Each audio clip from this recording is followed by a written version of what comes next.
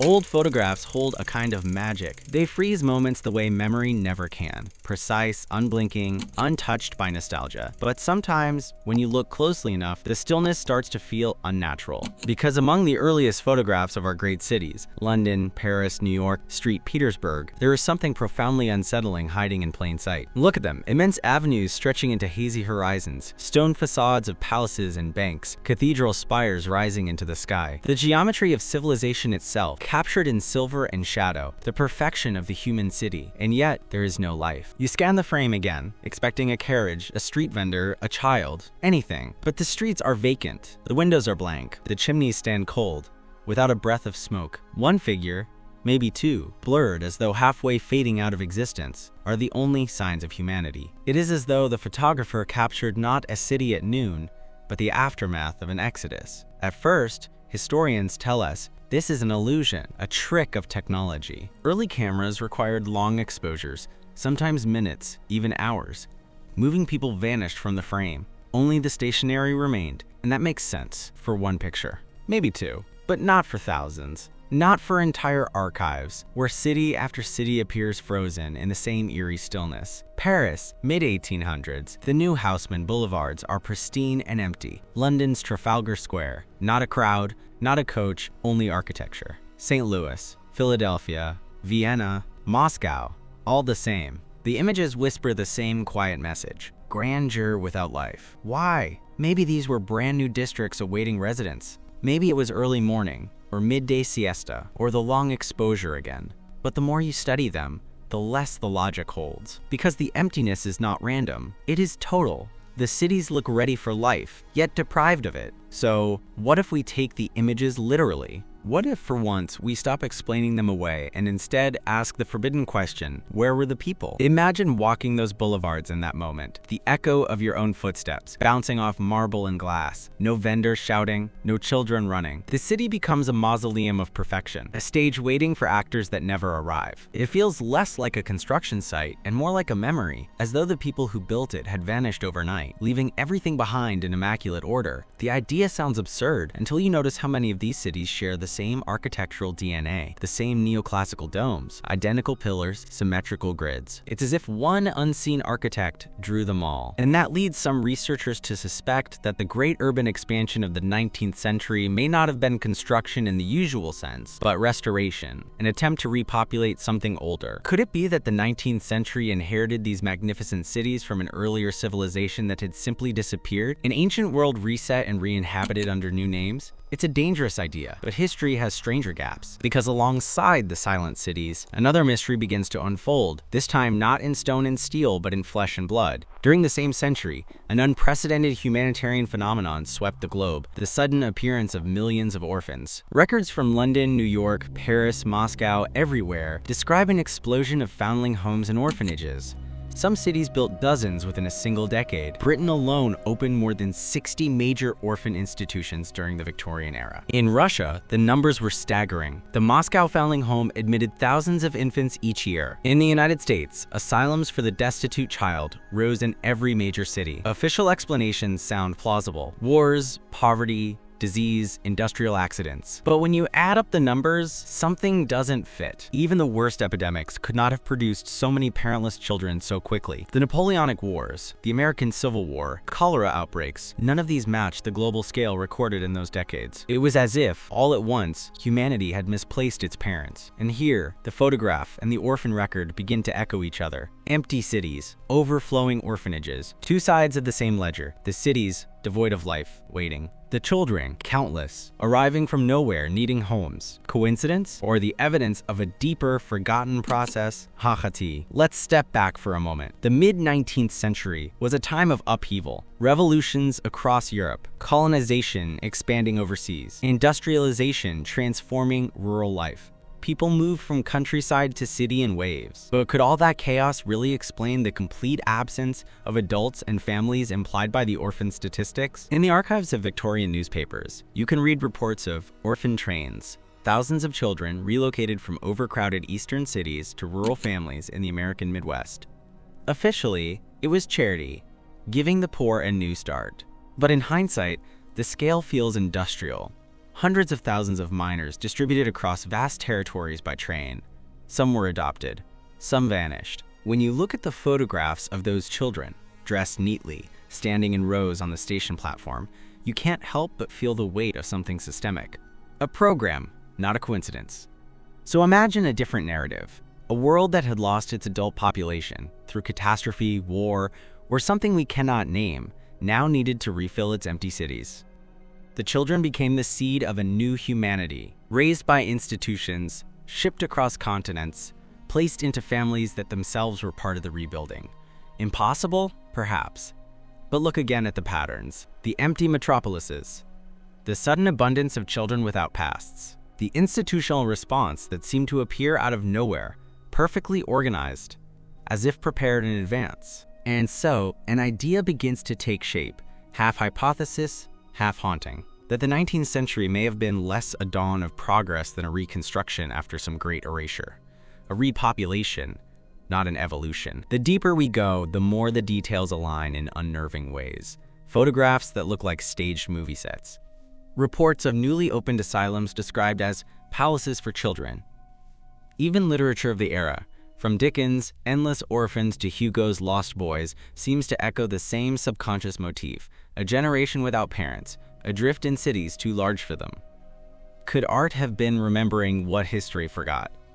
Perhaps the reason those cities look empty is not because people moved too fast for the camera, but because the people had not yet arrived.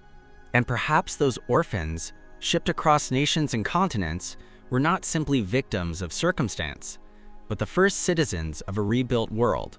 Whatever the truth, the 19th century stands as the strangest hinge in modern history. Before it, the world feels ancient, agrarian, scattered. After it, the modern world appears almost fully formed: railways, telegraphs, skyscrapers, electric light, global trade. As though civilization had rebooted, skipping a chapter. So what filled that missing chapter? And why does no one talk about it? Ta-ta-it. In the next part, we'll follow the trail from these silent cities to the institutions that claim to save the children of that lost generation. Orphanages, foundling homes, and the extraordinary figures who turn their care into spectacle. Because if the photographs are the still frame, those children are the movement within it. And together they might tell us what really happened when history hit reset. The sound of a train echoes through the distance, iron wheels screeching against steel, the cry of steam merging with the wind. It's the 1870s in America, and at a small rural station, dozens of children step down from a carriage, each clutching a small bag of belongings. They are quiet, too quiet for their age. No parents, no one to meet them. A man in a hat reads from a ledger, calling names that most of them no longer answer to. By nightfall, local families will arrive and pick the children they like best. No paperwork, no questions, just a handshake, a name, and a new beginning. To official history, this was charity, the orphan train movement, the noble effort of well-meaning reformers like Charles Loring Brace, founder of the Children's Aid Society. Between 1854 and 1929, over 200,000 children were relocated from the crowded slums of New York and Boston to the farmlands of the Midwest. Newspapers praised it as a social miracle, taking destitute city children and giving them wholesome homes in the countryside. But behind the official story lurks a darker arithmetic. No one could ever explain where all those children had come from. The cities were overflowing with them, children in alleys, at train stations, at charity doors. At one point, the New York Foundling Asylum was receiving up to 100 infants a day. London's Foundling Hospital, St. Petersburg's Home of Mercy, the Moscow Orphanage, all reported similar numbers. Contemporary documents describe rooms lined with cots, hallways echoing with cries. In Paris, the Assistance Publique took in tens of thousands annually. Even with epidemics, wars, and poverty, the figures defy logic. Some historians quietly admit that the total count of abandoned children across Europe and America in the late 19th century is impossible to calculate. Where did they all come from? It's a question without a clear answer, and the absence of that answer is precisely what keeps the story alive. The 19th century loved order, registers, ledgers, census counts, yet somehow managed to lose track of millions of children. Official ledgers list arrivals and adoptions, but not origins. Found in the street. Delivered anonymously. Name unknown. Columns filled with dashes, where parents' names should be. And sometimes entire batches of children arrive together. Groups of newborns left on the same night, in the same place, as if deposited by unseen hands. To the reformers of the time, this flood of abandoned youth was simply proof of society's moral decay. To industrialists, it was a convenient labor force. To priests and philanthropists, a divine mission. But to those who look back with skeptical eyes, it begins to resemble something else entirely, a system too vast and organized to be spontaneous. Because while governments struggled to build basic sanitation or housing, orphanages sprang up with astonishing speed and coordination. In London alone, more than 60 major institutions opened between 1840 and 1880. In New York, a new children's asylum appeared roughly every 3 months. Architects designed vast, palace-like facilities, sometimes housing over 4,000 inmates, self-contained worlds with kitchens, hospitals, and even schools. It was as though an invisible plan had been waiting for activation. And the children kept coming. Reports from the time speak of wagons of infants, endless lines of foundlings, and queues of mothers who often could not explain where the babies came from, only that they were told to bring them. Some were not mothers at all, simply women carrying infants wrapped in identical cloths, delivering them to the same doorstep, then disappearing. When questioned, they said the same thing. "It's not mine. I was told to bring it here." What if they weren't lying? Some modern researchers suspect that many of these children were not orphans in the traditional sense that they were supplied. But supplied from where? A few clues emerge from scattered letters and institutional reports. One London inspector wrote in 1871 of foundlings arriving from the continent. A Paris report from 1885 mentions infants brought in bulk from the provinces. In America, trains carried children from one coast to another, yet the starting stations were often unrecorded. Some of the younger children were unaccounted for, even by the agencies that claimed them. If this were a modern story, we'd call it human trafficking. In the 19th century, they called it benevolence. But numbers don't lie. When the orphan population of a single city rivals its adult workforce, something larger is at play. Let's zoom out. At the same time these orphanages were filling beyond capacity, cities across the world were expanding into empty spaces, building homes, factories, schools, and municipal buildings faster than populations could occupy them. What if these two phenomena weren't coincidental but complementary? Hachu behak. The world had space, the world had children, all it needed was to put them together. A reset, not of technology, but of people. Imagine a world rebuilding after an unrecorded collapse, one where cities stood intact but depopulated. The fastest way to repopulate would be through children. They could be raised, educated, molded to fit a new order. No memory of the world before, no family ties, no loyalties to an older regime. Blank slates for a rebooted civilization. It sounds monstrous, but so does much of real history once you strip it of sentiment. And the 19th century was obsessed with control, of nature, of industry, of human life itself. Why not of population? Take the example of Russia's foundling homes, established under Catherine the Great, but massively expanded in the 1800s. They took in so many infants that mortality rates soared to 90% in some years. Yet the state kept funding them, building more, hiring doctors, commissioning carriages, solely to transport babies across thousands of miles. Was it charity or infrastructure? In France, similar institutions flourished. By 1860, more than 120 public orphanages operated across the country. They worked with almost military efficiency: intake, classification, redistribution. Some even used numbers instead of names. In Italy, the Ospedale degli Innocenti, the Hospital of the Innocents, installed a revolving wooden hatch called the ruota. Mothers could leave infants anonymously. A nun would spin the wheel, take the baby, ring a bell. It was meant to preserve secrecy, but also ensured that no one ever asked where the child came from. All over the world, the same pattern. Silence at the start, paperwork at the end. No past, only future. Historians assure us this was the product of poverty and shame. But poverty does not coordinate across continents. And shame doesn't build matching institutions from Boston to Berlin. Something bigger was in motion. Perhaps a deliberate repopulation strategy after some unspoken disaster. The orphans were not just victims of circumstance, they were resources, raw material for a new world, raised in state-run systems, trained to work, to fight, to obey. By the turn of the century, those same orphans would become the industrial workforce, the factory hands, the soldiers of the modern era. It's as if the 19th century used them to reboot civilization from the ground up. And yet, one piece of the puzzle still doesn't fit: the emotional void. If these children were truly the cornerstone of a new humanity, why does art, literature, and even photography of the period seem so haunted by them? Dickens gave us Oliver Twist and Little Nell. Hugo wrote Cosette sweeping the streets of Paris. Even fairy tales of the time, from Hans Christian Andersen to the Brothers Grimm, revolve around abandoned children, lost heirs, and mysterious foundlings. Was this simply art imitating life? Or was it a subconscious echo of something humanity was trying to forget? If the 19th century was indeed a reconstruction, then those stories were its collective dream, the way a civilization processes trauma.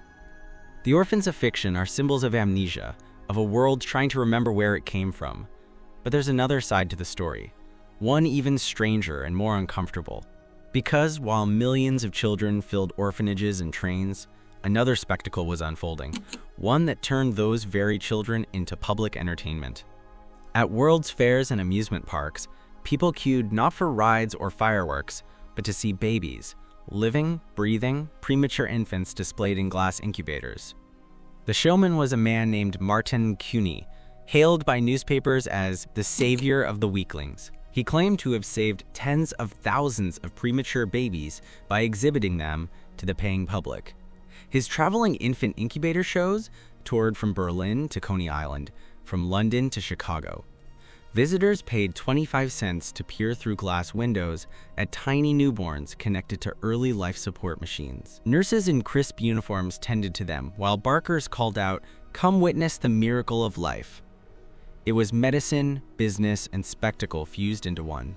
But to modern eyes, it looks disturbingly like something else: the commodification of infancy. And when you realize that these exhibitions ran side by side with eugenics expositions, the pseudoscientific fairs promoting selective breeding and improvement of the human race, the coincidence feels too deliberate to ignore. Was this humanitarian science? Or conditioning?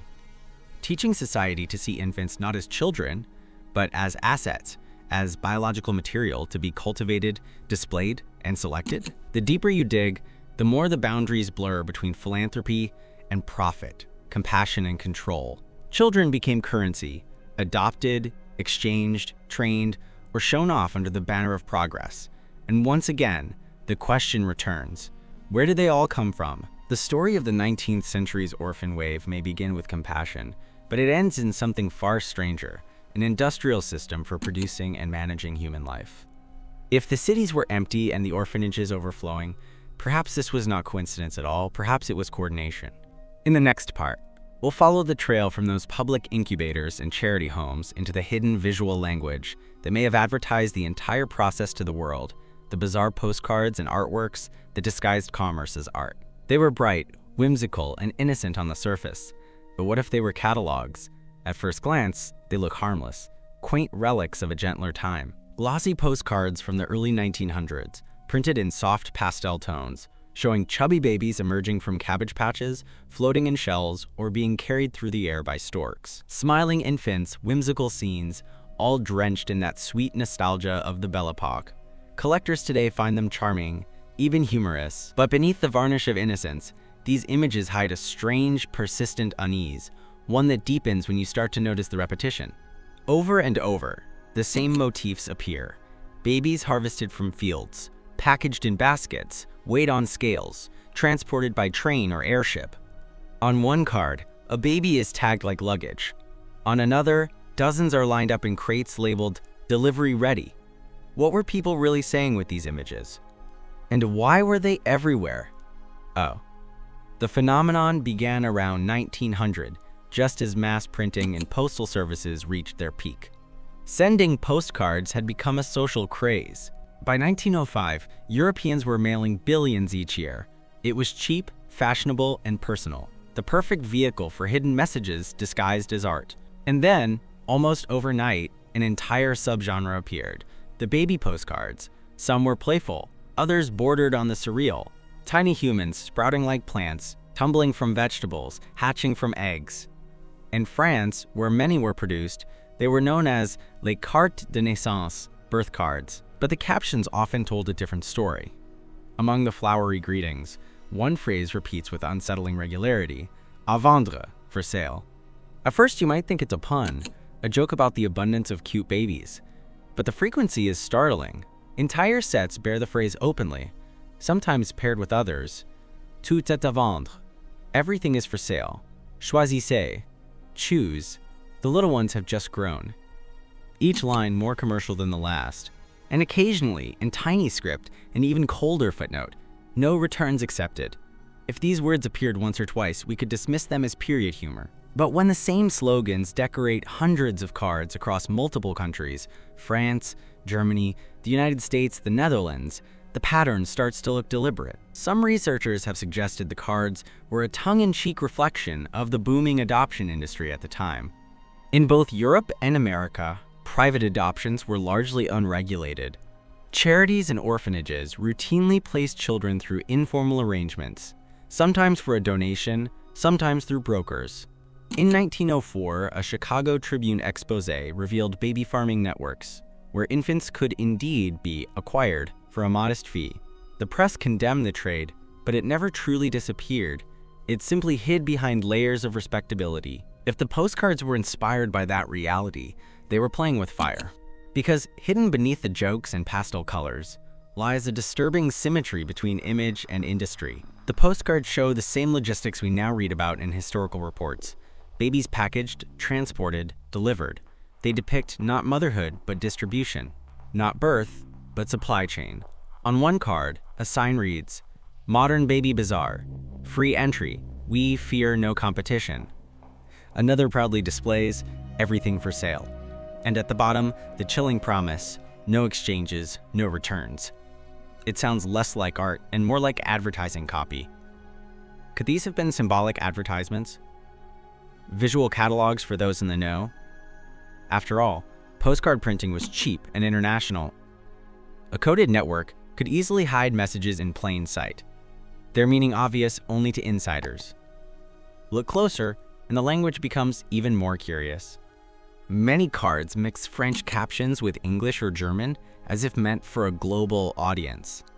Collectors have traced postmarks from Paris, London, New York, Berlin, and Amsterdam, the same cities central to the orphan distribution networks of the previous century. Coincidence again?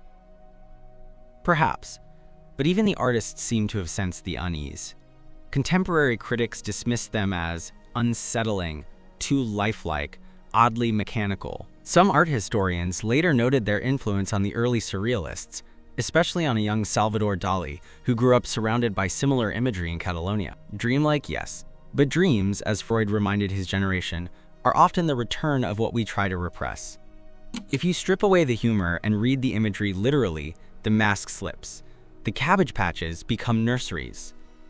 The storks turn into couriers, often drawn wearing caps and satchels like postal workers. Trains and airships shuttle babies by the dozens, each labeled with destinations. One German series even includes a map dotted with arrows, as though charting the routes of a delivery network. The message, hidden in plain sight, seems to echo a single idea: human life as commodity.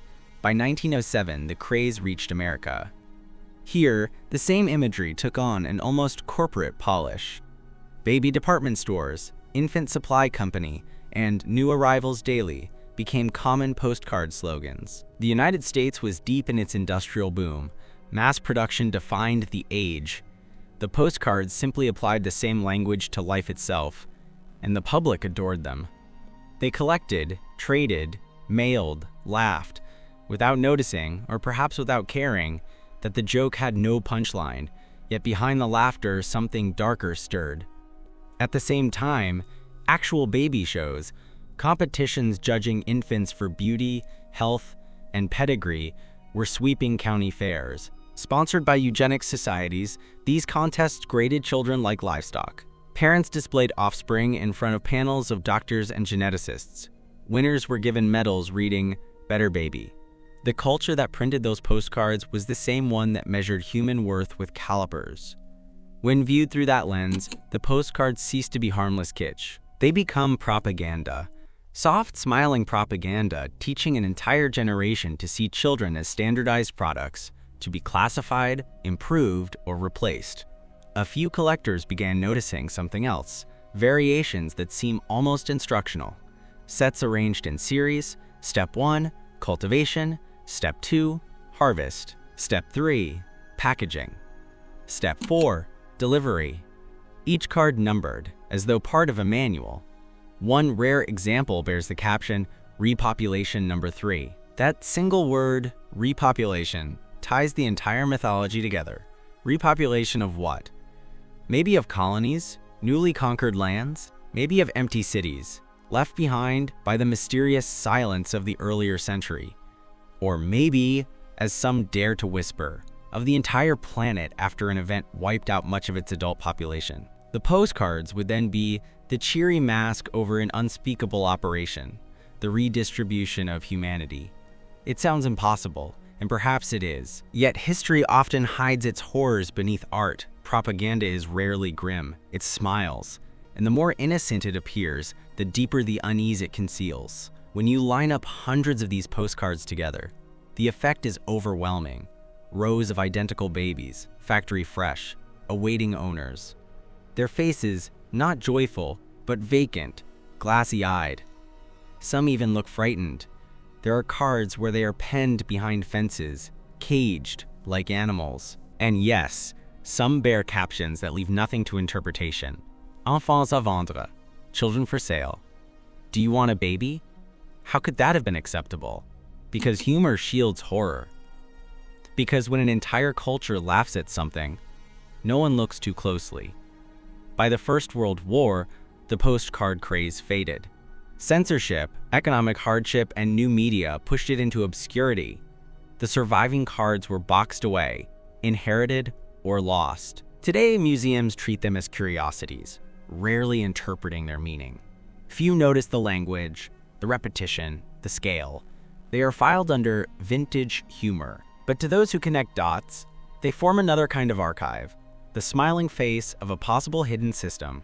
A system that once distributed children as merchandise and trained society to accept it as normal. The postcards are its advertisements, its catalogs, its coded memories. And if that system truly existed, if there really was a program to repopulate the world after some forgotten collapse, then these cards were the proof we were never meant to understand.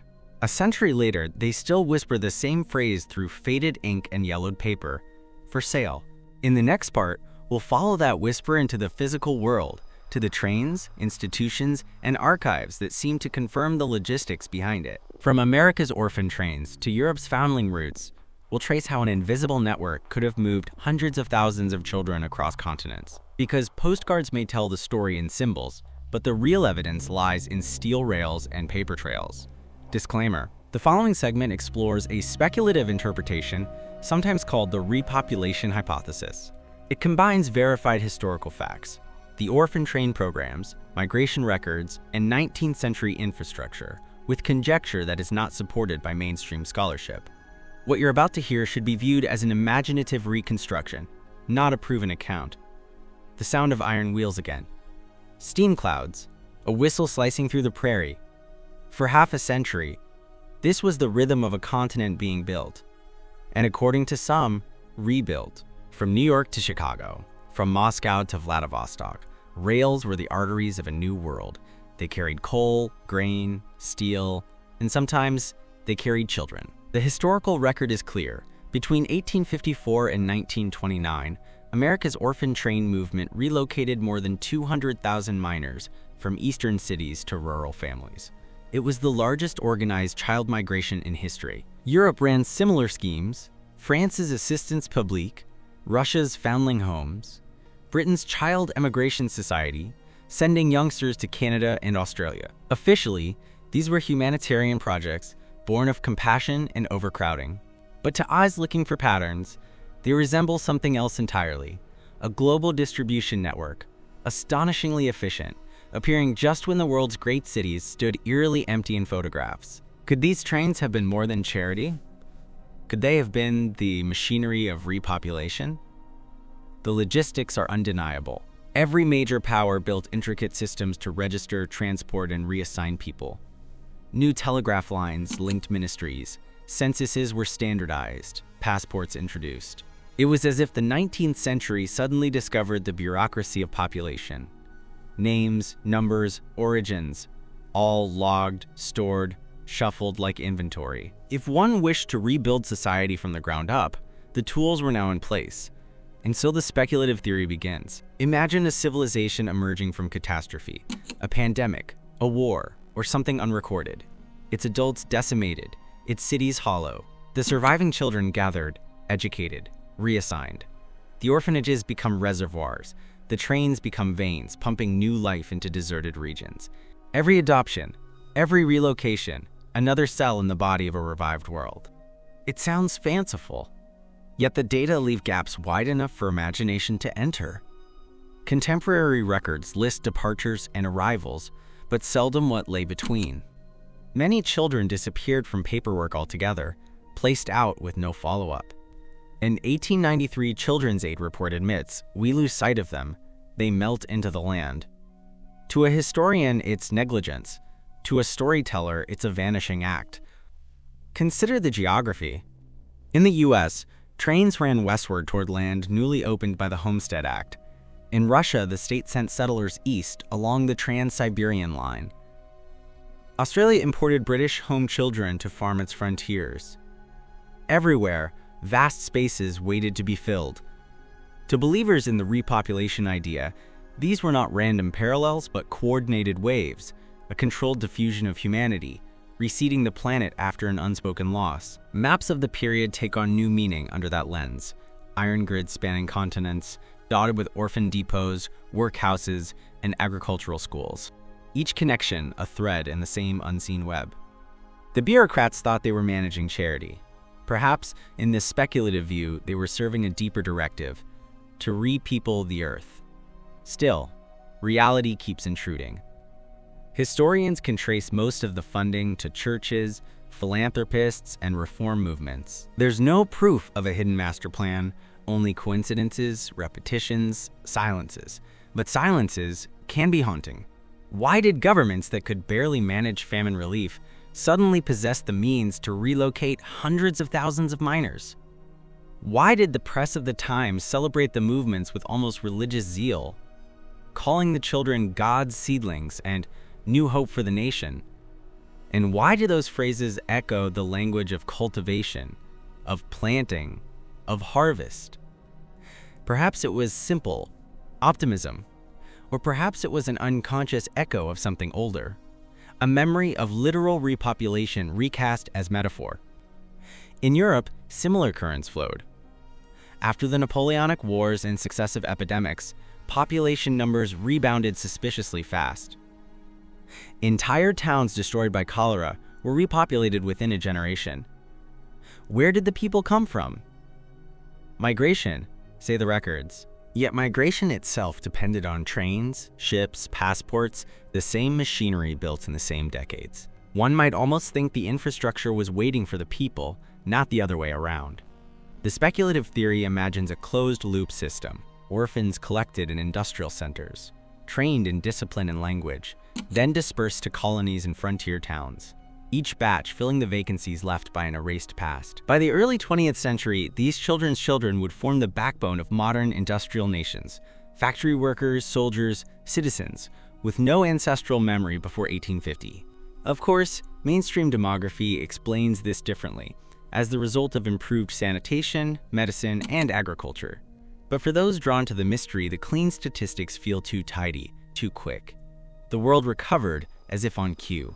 Railways became the veins, bureaucracy, the nervous system, the schools, the mind. The orphanages supplied the blood. Whether you see this as progress or programming depends on the lens you choose. Even today, fragments of that network survive in the meticulous record-keeping of births, the numbering of citizens, the passports we carry. We call it administration, The theorists call it inheritance from a forgotten reset, and perhaps that's the real allure of the repopulation idea. It offers not just conspiracy, but cosmology, a myth explaining why our modern world appears so suddenly complete, why our cities feel older than our history books admit, why we sense déjà vu in streets we've never walked. Maybe there was no grand erasure at all. Maybe we simply built faster than we could remember, but the photographs of the silent cities remain, and the tracks of the orphan train still cut across the plains, whispering of a century that remade humanity in motion. As with every mystery, what matters is not certainty, but the questions it forces us to ask. Were the trains a miracle of compassion or a mechanical necessity of a world rebuilding itself? Were the children rescued or deployed? History gives us ledgers and numbers. Imagination fills the silence between them. In the next part, we follow that imagination to its farthest edge, where the repopulation theory collides with technology itself. Because if the 19th century truly was a restart, then the incubators, laboratories, and world's fairs of that age may not have been sideshows at all, but prototypes of a new humanity. Welcome to the age of engineered life. The 19th century had always been a century of steam and smoke, but somewhere between the hiss of a locomotive and the hum of a dynamo, another sound appeared. The quiet ticking of instruments meant not to move machines, but to sustain life itself. At the dawn of the 20th century, science turned inward. Engineers who had once built bridges now built lungs of glass. Chemists who smelted iron began to study blood. And for the first time, ordinary people saw technology and biology sharing the same stage. In world's fairs, from Paris to Chicago, under domes of glass and light, crowds gathered to witness miracles that blurred the line between invention and creation. Inside a small pavilion at Coney Island, Martin County's incubators glowed with warm electric light. To visitors, it was magic. Premature babies, so tiny, so fragile, breathing steadily behind glass, alive because of wires and heat. Science had reached into nature's most private chamber and flipped a switch. Newspapers called it the miracle nursery. Doctors called it progress. Some onlookers whispered something else. Manufacture. If steel and current could keep a baby alive, could it one day make one? For a public already drunk on discovery, the question hung like the scent of ozone after lightning, impossible to ignore, impossible to answer. Electricity itself seemed to possess will. In laboratories lit by arcs and coils, men in rubber gloves coaxed sparks across living tissue, watching muscles jump to invisible commands. Galvani's frogs had twitched a century earlier. Now entire hearts could be made to beat by current alone. To philosophers of the time, it was proof that life was not a mystery, but a mechanism, a circuit waiting to be understood. To theologians, it was heresy wrapped in copper wire. The same impulse that built railroads now dissected the human blueprint. In 1866, Gregor Mendel's pea plants whispered the language of inheritance, though the world wouldn't hear him for another 40 years. By the 1900s, eugenics entered polite conversation, a word that promised perfection but carried the chill of control. Posters invited parents to breed a better race. Fairs awarded medals to better babies. Every discovery that extended life also tempted the mind toward design. And in the whisper of design, people began to imagine architects. Seen through modern eyes, this was the beginning of biotechnology. But to those who lived it, it felt like revelation. Electric light banished night. The X-ray revealed bones. The phonograph captured voices from the air. If glass could hold light and metal could hold sound, why couldn't science hold the soul? County's incubators, once symbols of compassion, soon became symbols of something else. Humankind's audacity to rebuild itself. Writers and painters mirrored the awe and fear. Mary Shelley's Frankenstein was revived on stage. H.G. Wells imagined laboratories that sculpted species. Even the new medium of cinema joined the chorus. Lang's Metropolis, showing mechanical hands reaching for a human heart. Progress and panic marched side by side. Every step forward in medicine seemed to echo an older anxiety. If we can shape life, who shapes us? By 1913, when the world gathered for the Ghent International Exhibition, the line between nursery and laboratory had almost vanished. Electric incubators hummed beside exhibits of artificial limbs and mechanical hearts. Visitors wandered from one pavilion to another as though touring the assembly floor of creation itself. They did not know that the same technology keeping infants alive would, within a generation, keep soldiers alive on battlefields. The engineered life had arrived, not as conspiracy, but as consequence. After the First World War, the optimism curdled. Europe, once obsessed with perfectibility, now counted the cost of control. Eugenics, stripped of its academic glamour, revealed its brutality. The incubator, once a miracle, became a reminder that compassion could be industrialized. By the 1930s, the very word repopulation would acquire a darker tone, used by regimes that saw citizens as stock to be bred and moved. The myth and the machinery had fused. Yet from this uneasy marriage came the foundations of modern medicine. Incubators became standard hospital equipment. Premature babies survived by the millions. Genetics shed its ideology and found the double helix. Artificial insemination, in vitro fertilization, cloning, all descendants of that first moment when a crowd gasped before a glass box in Coney Island. Science had learned to nurture life, but it had also inherited the old suspicion that nurturing might one day mean designing. The age of engineered life was not a secret plot. It was the visible awakening of a species realizing it could rewrite its own limits. And every invention carried a moral mirror. The same incubator that saved infants became a metaphor for civilization itself. Fragile, dependent on temperature and care, glowing behind glass. Looking back now, we can see why conspiracy legends cling to this era. So much happened so fast that it feels less like history and more like substitution. Steam to electricity, candle to bulb, carriage to airplane, death to delayed death. It's easy to believe some unseen hand pushed the throttle, but maybe the truth is simpler and stranger. Progress is the unseen hand, and curiosity its heartbeat. We engineered machines, and the machines taught us we were engineerable. That realization changed everything. For the first time, the human story stopped being a chronicle of survival and became a project of design.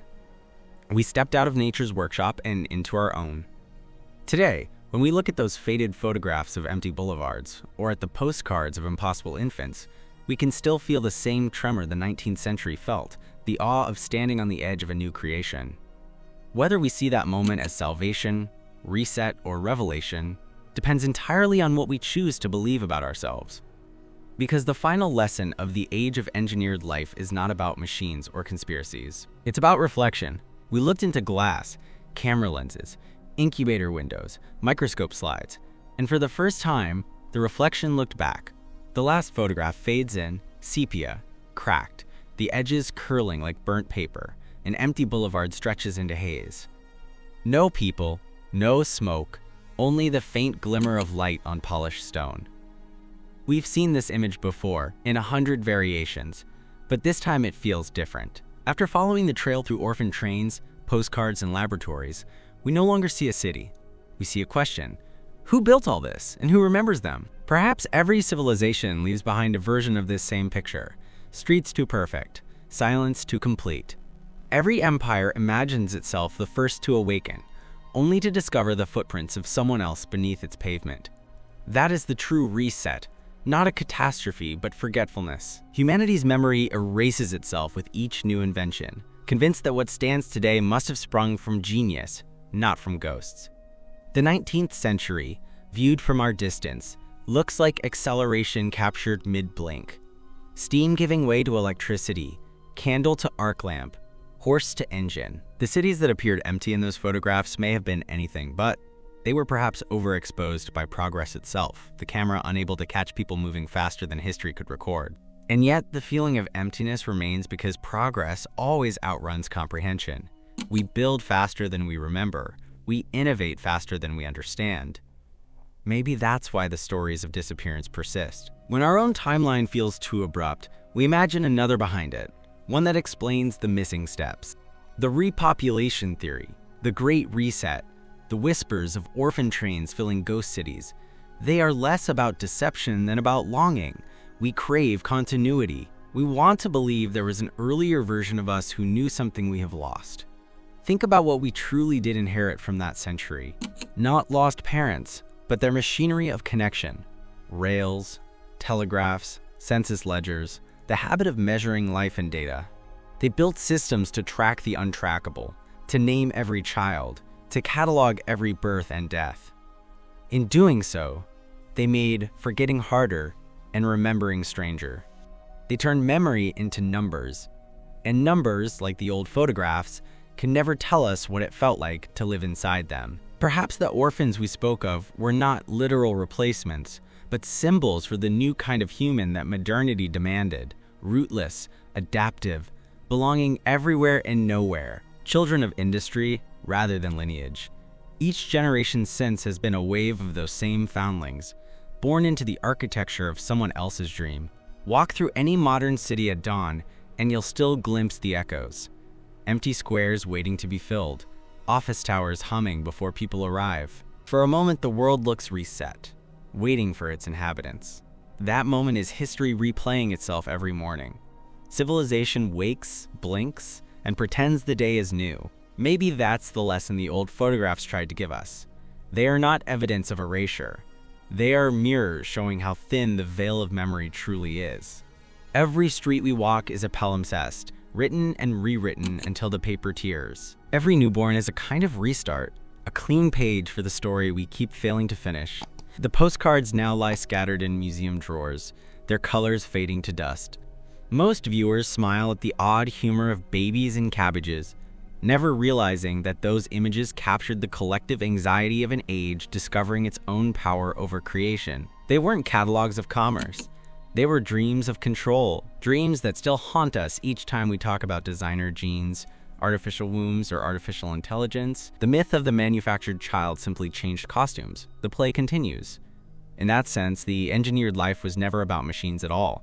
It was about us, about the fear that once we can shape life, we must decide what to shape it into, and about the guilt of knowing we already have. So where does that leave the repopulation theory? Perhaps it belongs exactly where myths have always lived, halfway between history and hope. It reminds us that our archives are never complete, that the official version of events is only one thread in a wider tapestry of human imagination. For every document preserved, 1,000 lives go unrecorded. For every photograph, 1,000 unphotographed faces vanish into the blur of motion. When we speak of lost civilizations, we are really speaking of ourselves, the parts of our own story we no longer recognize, the forgotten languages, the unmarked graves, the technologies that feel too advanced for their time. Each anomaly is a mirror, asking, what have you chosen not to see? Imagine closing this documentary and stepping outside. The streetlights glow sodium gold, the city hums. Look closely, and you'll notice the same symmetry, the same order that haunted those old photos, the geometry of power, the hum of unseen systems moving people from place to place. Maybe history never hid anything from us. Maybe we hide it from ourselves every time we call the present modern, because to be modern is to forget. And to remember is to realize that progress is only another word for return. So the next time you stumble across a photograph from the past, a quiet street, a lone figure, an impossible stillness, pause. Don't rush to explain it. Let the silence speak. Maybe it's not emptiness you're seeing. Maybe it's the moment between breaths, the instant before a civilization inhales again. We live in that moment still, rebuilding, repopulating, reimagining. That is our inheritance and our curse, the endless urge to start over. If this story made you look twice at the past, or at the city around you, take a moment to share it. Leave your thoughts in the comments. What do you think history forgets first? Its ruins or its children? And if you'd like to keep exploring the mysteries hidden in plain sight, remember to subscribe and ring the bell. There are countless more echoes waiting in the archives.